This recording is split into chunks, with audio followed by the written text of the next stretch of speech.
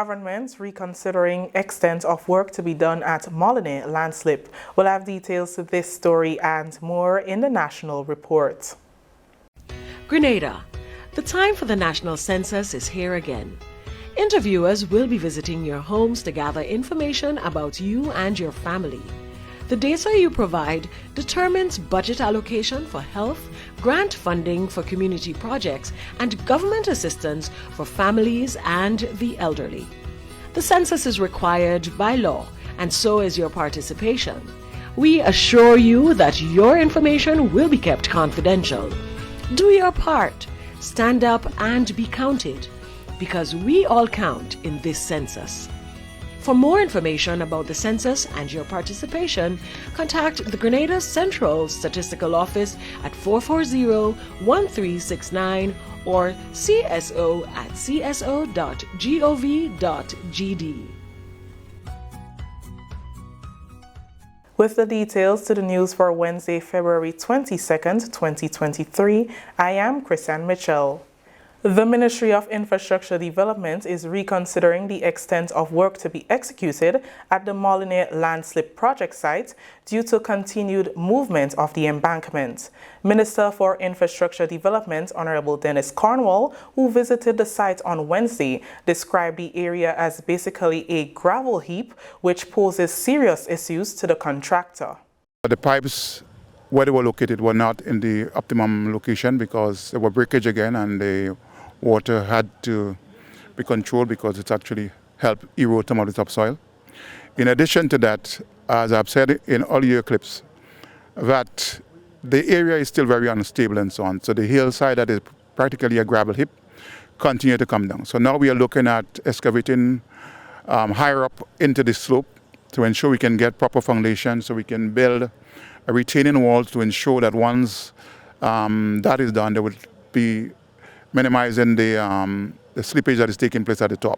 The proposed construction of a retaining wall at the top of the embankment as a solution to the present situation was not part of the original plan and will therefore mean additional costs for the government. We have now asked the engineers to relook that to ensure that that is incorporated. It would cost a bit more. It would shape the deadline for completion maybe 2-3 months back. So we are now looking at maybe October, November for completion of this particular project. It has nothing to do with the contractor ability to do the work. It has to be that we have to take into consideration new development as we engage in this project here. So the slippage at the top has to be controlled. We have to make sure that we don't have further slippage once the works are continuing, and that we do not keep the people not notified as what is happening. So, in order to speedily address the issue given its importance, the ministry has opted to strengthen the engineering team on the project site. There would be need for a back wall at the top to prevent the continuous landslide. The terrain is another difficult one we're dealing with because of the gravel heap situation, but we have to make sure that we stabilize the area before we can do the road as we attempt to do. There were challenges, as we said. The weather would have been one. Now I started to reroute the pipe to the bottom side of the project. That took some time also. And we are working towards ensuring that we can finish that not too long after the original deadline that we gave. We have added some capacity to the project. We have now involved one of the Cuban engineers that we have brought in from Cuba to be part of the ministerial engineering staff.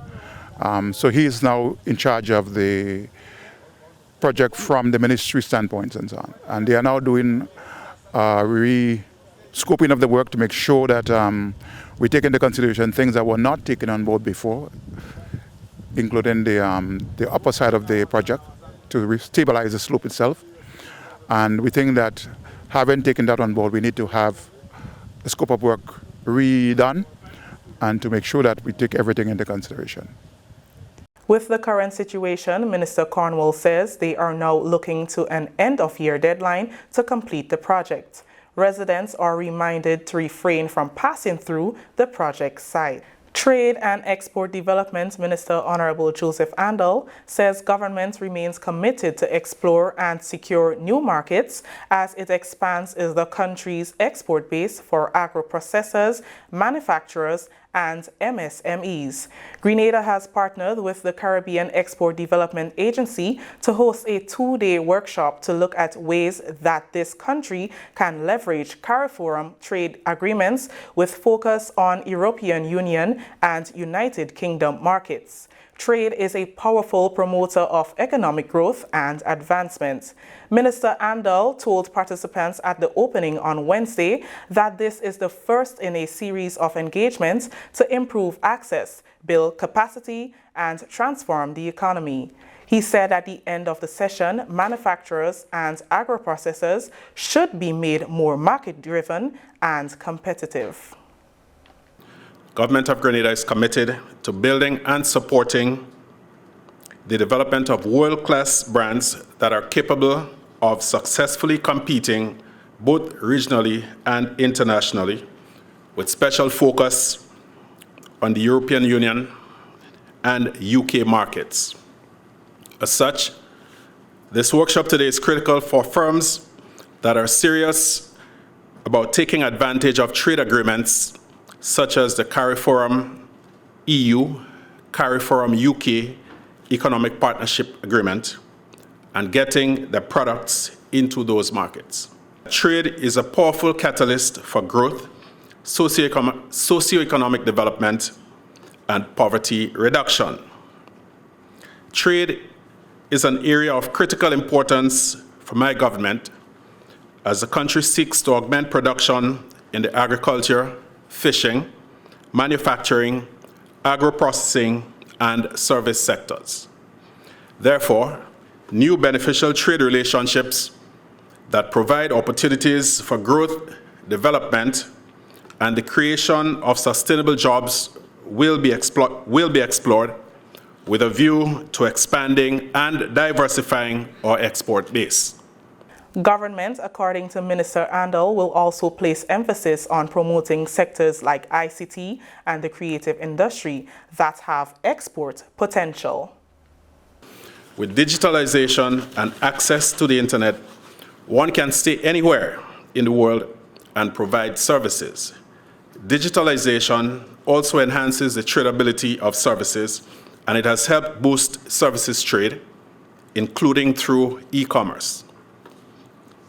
Going forward, we will focus on the creative industry, ICT services, health and wellness, yachting and marina, and communication services, and professional services, pardon me. These sectors possess considerable export potential to markets in the region, the EU, the UK, Canada, United States, and other regions. Grenada's export earnings for the manufacturing industry continues to grow. Between January and June of 2021, $16 million was recorded, and for the same period in 2022, the figure increased to $20 million. Senior advisor with the Caribbean Export Development Agency, Natasha Edwin Walcott, says Grenada has benefited tremendously from the organization since 2017. She pledged continued support to the country's trade and export industry.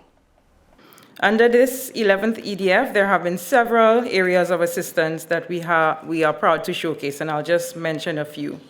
Across the activities of the agency, both in person and virtual, there were 416 participants from Grenada. Of this, 109 participants showed up in in-person interventions, and this includes 4 training and certification programs. 4 Grenadian firms also participated in activities under the Export Promotion Arm, and this represents our trade missions and expos, including the 2019 Business Forum that was in Frankfurt, Germany, and our inaugural Absolutely Caribbean Virtual Expo during the height of the COVID-19 pandemic in 2020. This is the National Report. The news will continue after the break. Have you noticed? an increase or decrease in your electricity bill?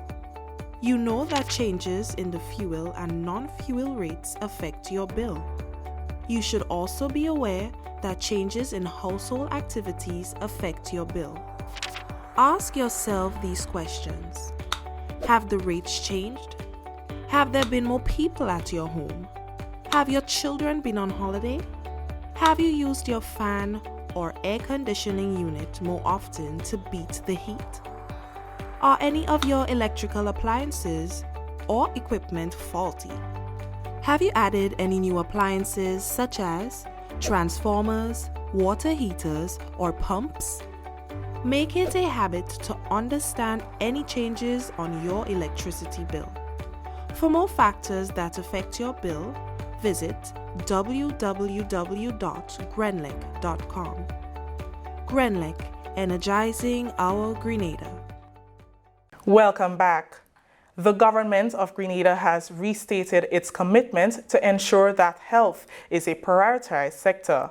The latest commitment was made by Honorable Adrian Thomas, who spoke on behalf of Prime Minister Honorable Deacon Mitchell during the recommissioning of the newly renovated medical station in Westerhall on Wednesday. Prime Minister Mitchell was in St. Lucia as a special guest to celebrate that country's 44th anniversary of independence. This administration believes in putting people first. And many of you all following the budget debates are quite aware that education, health, and agriculture were the three main sectors that the government will be concentrating on. And therefore, the Grenadian populace appreciated that. And therefore, they're looking forward to ensure that health is given the kind of attention. Obviously, the slogan goes well, but health is wealth. And if we're not in a position to take care of our people, we could work hard with the kind of infrastructure we putting in this country, the education system we are planning, the investment we are putting in agriculture. If your people are not well, all this work will go in vain. As of Thursday, February 23rd, residents of Westerhall and surrounding areas will be able to access medical services at the newly recommissioned medical station following work done by contractor Kelly Klein. Over a 3-month period, they receive medical care at the St. David and Woburn Health Centers, while renovations and upgrades were done on the facility. Minister for Health, Wellness and Religious Affairs, Senator Honorable Jonathan Lacrette, reflected on the experiences he had with his father, who faced health challenges. He said, based on this premise, he strives to ensure that his administration places priority on health care. As a young man, as a son, it did something to my heart. And being placed over the healthcare sector gave me a particular drive to ensure that primary healthcare facilities, such as community healthcare centers, are made robust in the delivery services that they offer and in the human resource capacity that they have, so that the kind and type of care delivered to the respective community that it is in can be delivered with a sense of excellence and serve the community well. Civil engineer at the Ministry of Works, Tiffany Donald, spoke about the details of the work. This involves some general repair works such as rectifying electrical and plumbing problems, painting the interior and exterior of the building, roof repairs whereby the sheeting and other members were removed and replaced with new ones. The building received new windows and doors, and the existing boundary fence was demolished and replaced. Additionally, drainage improvement works were required to correct the problem the property faced with surface runoff from the adjoining properties. Several rooms were outfitted with new cabinetry and tiles, such as the kitchen, the doctor's office, child health office, and the dressing room. New air-conditioned units were also installed, while others existing were serviced. Residents of St. David are happy that they have a good facility within reach. Well, one must be very grateful for facilities like this one. Primary health care is one of our important ministry in Grenada, and we're happy that the community of Westerhall is one of the recipients to be involved in such a great initiative. So we want to say thanks to the government. We want to say thanks for those that take the time off to do that. I'm from Toronto, returning residents, and I decided to come back and see what I can do for my country, especially St. David's Parish, which we from St. Patrick's, but we moved to St. David's about 20 years ago, and thought as a retired now, I can come and do some volunteer work.